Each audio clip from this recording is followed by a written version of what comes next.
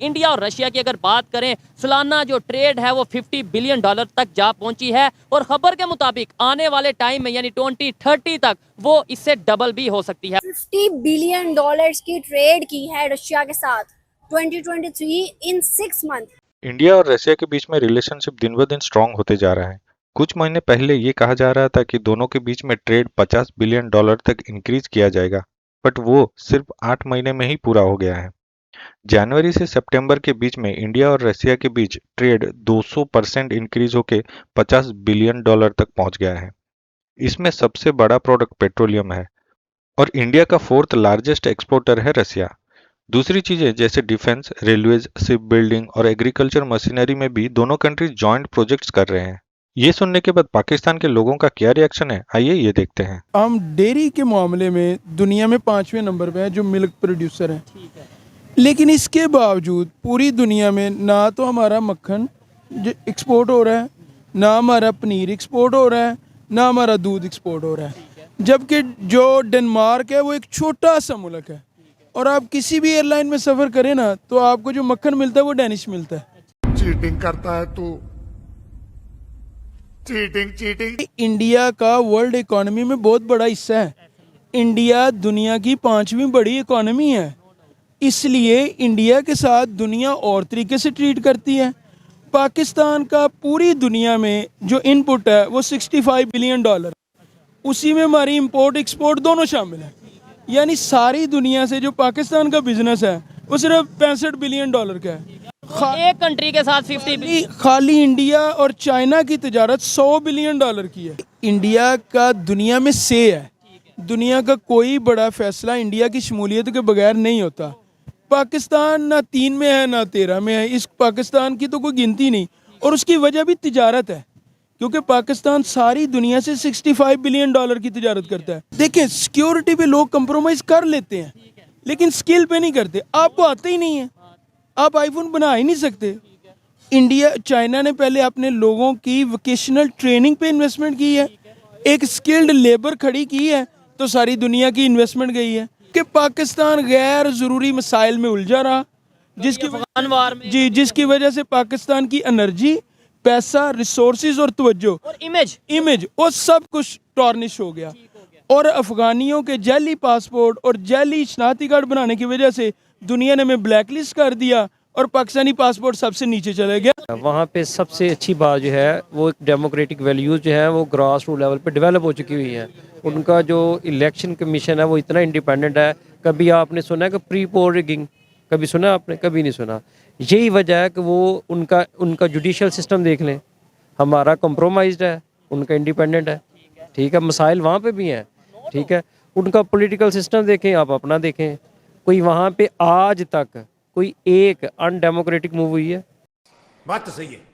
At the moment आपके मुल्क में कोई आने को तैयार नहीं है। उसकी मेन रीज़न क्या है?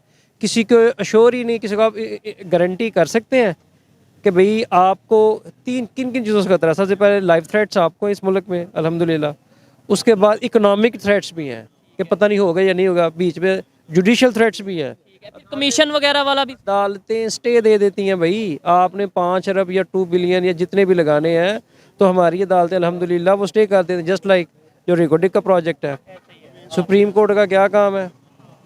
एग्जेक्टिव मैटर्स में पंगा लेने का। पाकिस्तान का सबसे बड़ा मसला ये है कि पाकिस्तान का इलेक्टेड प्राइम मिनिस्टर जो है वो उन नॉन इलेक्टेड लोगों को खुश करने के चक्कर में रहता है जिनका इस मुल्क से कुछ लेना देना नहीं है, और जो इस मुल्क के असल स्टेक होल्डर्स हैं, जो इस मुल्क के असल में वो जो वेल्थ अर्नर्स हैं, जो इस मुल्क में वेल्थ जनरेट करने वाले कॉमन लोग हैं या बिजनेसमैन कह लें, जो भी मजदूर, सारे फैक्ट्री ओनर, सब पब्लिक जो है उसके वोट से कोई बंदा नहीं आया।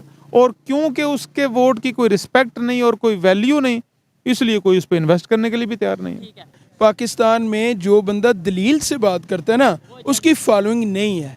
अभी रिसेंटली पाकिस्तान में रिसेंट पास्ट में नफरत का रुख था कादियानियों की तरफ, और अभी नफरत का रुख अफगानियों की तरफ मोड़ा जा रहा है। हालांकि नफरत का रुख और इस पाकिस्तान के अवाम के गुस्से का रुख सिर्फ एक तरफ होना चाहिए, और वो सबको पता है वो कौन सा है। और उनसे जो है ना लोगों का ध्यान हटाने के लिए कभी अफगानियों की तरफ मोड़ा जाता है, कभी बेचारे कादियानियों की तरह मोड़ा जाता है और कभी किसी तरह मोड़ा जाता है। कोई अगर फैक्ट्री लगाने की ख्वाहिश रखता है पाकिस्तान में कि मैं फैक्ट्री लगाऊं, लेकिन वो उसको भी डर होती है, कभी बिजली का लोड शेडिंग, कभी गैस का लोड शेडिंग, कभी जो है इसके ऊपर इतना टैक्सेस बिजली का और इस इलेक्ट्रिसिटी का, उसका जो गैस का, कि वो बर्दाश्त से बाहर है। तो बहुत से बिजनेसमैन जो अपनी फैक्ट्रियाँ वो बाहर लगा रही है। कोई मिसाल तुर्की में लगा रहा है, कोई चाइना में लगा रहा है, बांग्लादेश में कोई बांग्लादेश में, जो हमसे सबसे बिल्कुल नीचे तबके का वो हिस्सा था पाकिस्तान का, तो वो भी जो है ना हमसे आगे जा चुका है। अभी तक जो है ना पाकिस्तान में पुरानी मशीनें चले 20 साल 30 साल की। गवर्नमेंट को चाहिए कि वो जो है इन फैक्ट्री वालों के साथ हेल्प करे, नई मशीनें मंगवाए और इसके साथ शेयर में काम करे। ये एक ज़बरदस्त रूट है इसके कि आपका फैक्ट्री भी आगे चलेगा, मुल्क भी आगे चलेगा, इम्पोर्ट एक्सपोर्ट भी आगे चलेगा, रोजगार भी आएगा, और रोजगार वगैरह भी आएगा। अभी ये बंदे अपने पुराने मशीन पर जो है ना वाटर जेट पर या इस तरह एयर जेट पर या इस तरह मतलब ऑटो पर जो है ना काम कर रहे पुराने, क्यों? बेबसी की वजह से। आप समझते हैं इंडिया सुपर पावर है? जी नो। नहीं, अगर इतनी ट्रेड कर रहा है तो सुपर पावर कैसे ना हुआ?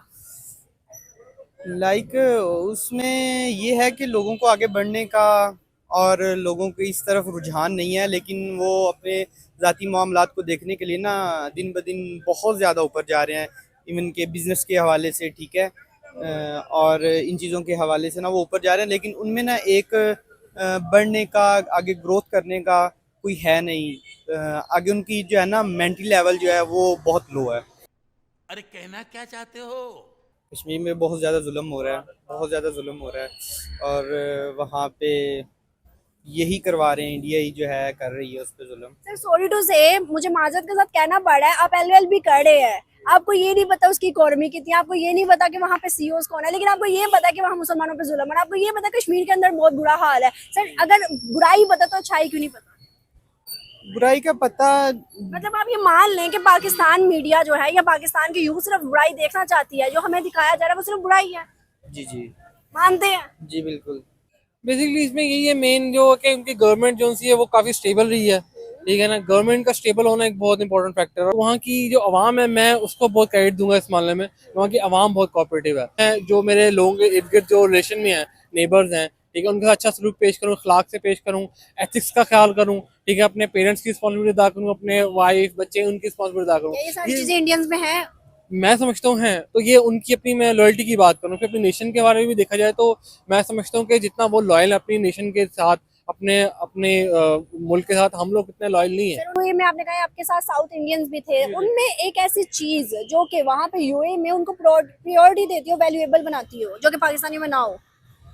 सबसे पहले तो ये है कि कमिटमेंट टुवर्ड्स द नेशन, अपनी कंट्री के लिए, और सेकेंडली कमिटमेंट टुवर्ड्स जहाँ पे वो रह रहे हैं, मतलब यूएई में रह रहे हैं, तो यूएई के रूल्स को भी वो बहुत अच्छी तरह फॉलो करें, जो कि to be I am afraid to say कि मतलब मुझे अफसोस है कि हम पाकिस्तानी नहीं करते वहाँ पे। मैंने कई एग्जांपल्स देखी, और इवन मैं भी, जब मैं पाकिस्तानी था नया नया गया तो मेरे से भी कई ऐसी लैकिंग हुई हैं जो के बाद में अल्हम्दुलिल्लाह ठीक हो गई। लेकिन हम एज अ नेशन में पाकिस्तानियों को ही देखा कि जो वहाँ पे नहीं कर रहे होते। सिटीजन, अल्लाह ताला ने हमें कहा है कि ईमानदारी से हमने काम लेना है, लेकिन हर काम में ईमानदारी होनी चाहिए हमारी, ठीक है। फर्स्टली ईमानदारी, ठीक है, उसके बाद झूठ नहीं होना चाहिए, झूठ धोखेबाजी ये नहीं होनी चाहिए, जो कि आज हमें बहुत ज्यादा है, ठीक है ना। कमिटमेंट को पूरा करना चाहिए। सर हम अपने से दूसरों को कमतर क्यों समझते हैं? आपने कहा हम मुस्लिम हैं और वहाँ पे हिंदू है, सर इस चीज का कॉन्सेप्ट क्यों है हमारे इधर में? ये कंसेप्ट इसलिए है क्योंकि ये हकीकत है। मतलब हम देखें, बात ये है कि अब वो देखें, इंडियंस वही बात आई थी जो मशहूर ज़माना है, मैं समझता हूँ एज अ क्लीशे है कि देखें अब वो अखलाकियात को अपना रहे हैं,